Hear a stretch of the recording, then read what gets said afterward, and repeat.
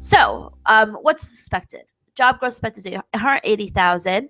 Unemployment rate expected to rise. Average hourly earnings growth expected to hold steady. So what we're looking at is, first and foremost, if we do get a change in non-farm payrolls in excess of 200,000, I think it's going to be enough to lead to a little bit of a U.S. dollar rally.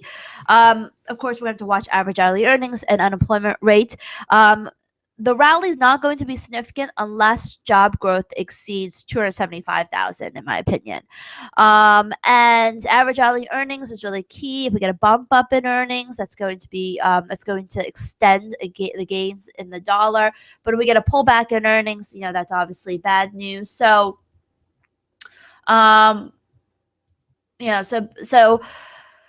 so the risk is to the upside, which is part of the reason why we've bought some dollar yen leading up to the NFP rate decision. We've gone long dollar yen. We may even exit it, ahead of the NFP report if we're into some decent profits. On the downside, there is always room for disappointment, but because the market has a very lofty forecast, but I don't think that that's likely.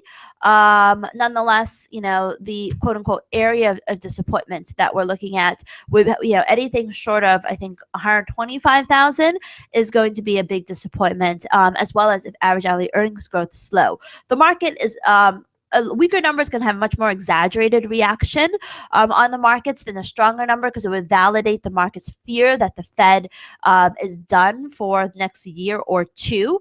And so, we're obviously going to be watching that closely.